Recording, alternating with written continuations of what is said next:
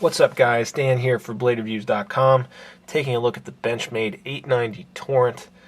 Beautiful folder from Benchmade, and what I would call kind of a gentleman's tactical knife to some extent. Really, as we go through the review, I think you're going to learn that this really isn't a knife that I would carry as a tactical knife, but still kind of reminds me of the Macusta Tactility, one of those beautiful, graceful, elegant, larger folders that admittedly could, save your life, be used as a defensive type weapon if you needed to, but certainly if I was going to war or something like that, I would probably pick something else.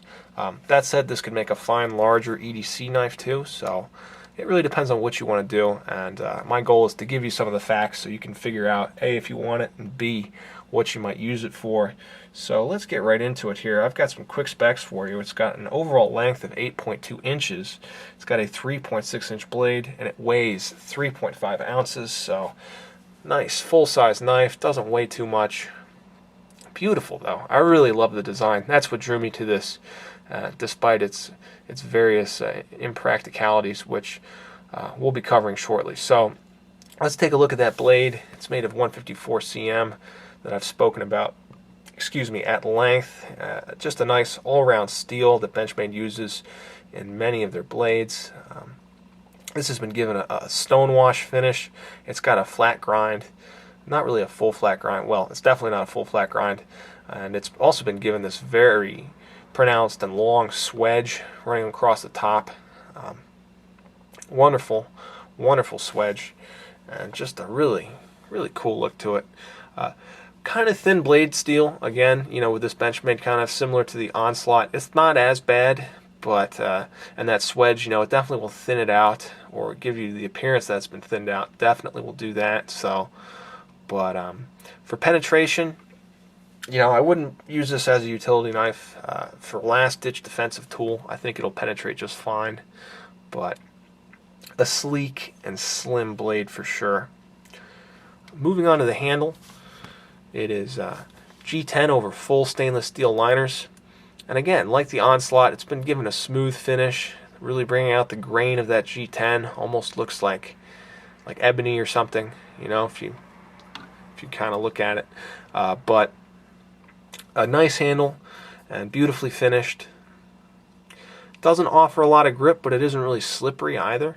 So more of a form over function kind of handle finish. And like I said, full stainless steel liners. They have not been milled out, but that's alright. It's still lightweight. They're kind of thin liners, so that helps with the weight too. And you can see it's a flow-through design with a backspacer. This is, I believe it's an aluminum backspacer, and it doubles as a glass breaker or quote-unquote non-lethal option, depending on who you are and what you're doing. It's been bolted together so you can take this knife completely apart and for cleaning and maintenance as necessary. Ergonomics are nice. It's a full-size knife, so you're going to get a full grip on there without any problem. Kind of a minimalist design. There's really no aggressive ergonomic features. You're not going to have a big thumb ramp. There's no jimping, and there's no real pronounced choil either. That said, it feels comfortable. It's kind of a curved handle, almost a pistol grip, but not really extreme enough to really be called a pistol grip, I don't think. But works nicely. I would like to see some jimping along the top, but since I don't consider this a real hard-used tactical folder, not a requirement. And it helps preserve again, just the beauty of this design. Simple and minimalist elegance here. The pocket clip is right side tip down carry only. Definitely a bummer for this southpaw. Would love to see this on the left side. I don't really mind that it's tip down only because this is an assisted opener, and it's got a very light trigger on it. I'll show you. I'm just brushing it with my finger and it is flying open, so carrying this would tip up. I would honestly be very nervous. I think it would only be a matter of time before I cut myself if I was carrying this tip up. So tip down isn't a problem, but the fact that it's right side only is for me. So this is purely a collector's piece for me. But also the thumb stud on here, while it's large and easy to get at, and very easy to deploy. It's right side only. You know, they may give you the illusion that it could be reversible, but as you can see here, it really isn't. So this is a right hand user's knife only, although the assisted opening is so easy that I've got no problem just kind of brushing this blade open. So I'm still enjoying this one. I probably won't keep it though. It's just not practical for me. But all in all, deployment is nice and smooth with that nitrous assist. Very, very nice. This is my first assisted opener from Benchmade, so very pleased with how fast it opened. And the lockup's pretty solid too. It's a nice early lockup, but it's a thin liner, so wouldn't really trust this with a lot of hard use tasks.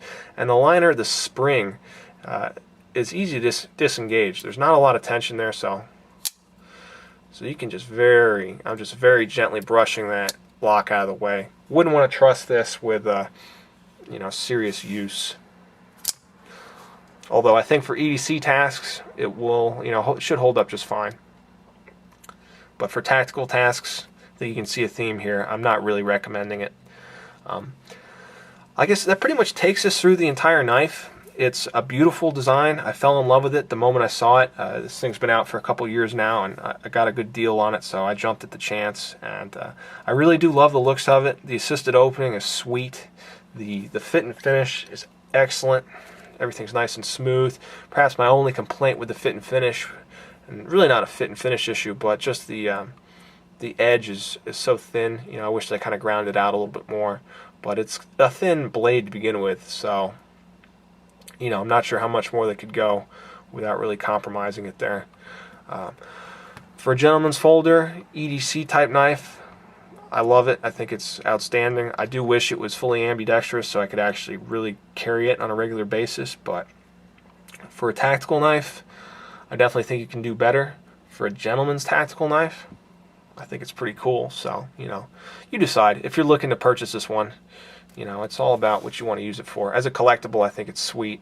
It's totally sweet. So that's pretty much the review, guys. I hope it's been helpful. Please let me know if you have any comments or questions. I love hearing your feedback and answering any inquiries you might have. So don't hesitate. And thanks so much for watching, guys. This is Dan for BladeReviews.com, and I'll be back soon with another knife review. So take care. Be safe.